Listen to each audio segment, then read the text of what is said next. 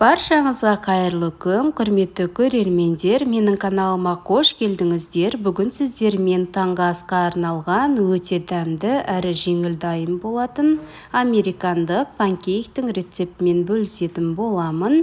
Бізге керек болады сүт, құмшекер, сұйық май, жұмыртқа, илектен өткізілген ұн. Ең алдымен жұмыртқамыздың ағы мен сарысынан бөліп аламыз. Белогымыздағы ыдыс құрғақ болуы керек. Жұмыртқаның ағына кішкене шым-шым тұз сеуіп, миксердің көмегімен 2 есе ұлғайғанша миксерлейміз. Бізде осындай ақ болып көпіреді. Төмен түсіргенде біздің белогымыз түсіп кетпеу керек. Сол кезде біздің белогымыз дайын деген сөз. Құрметті көрермендер, менің арнама тіркелуді және лүпіл басуды ұмытпаңыздар. Менің арнамда апта сайын жаңа видеолар болатын болады. Бізде осындай ақ болып шығады.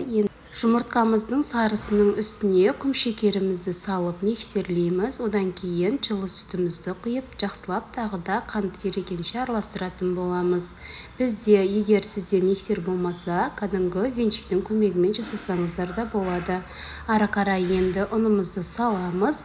Ұнымызды салып болғаннан кейін ақ белогымызды салып барлығын араластыратын боламыз. Жақсылап араластырып алдық. Енді біз отымызды орташа отта қоямыз, қатты қоймаймыз және жай де қоймаймыз. Орташа отта біздің панкейктеріміздің астына бірінші май жағып, кейінгілеріне ешқандай майды қолданбай пісіретін боламыз. Осындай көпірік болып шыққан кезде панкейктеріміздің екінші бетіне аударатын боламыз. Біздің екінші беті тез дайын болады. Ары қарай енді біздің панкейктеріміз дайын болды.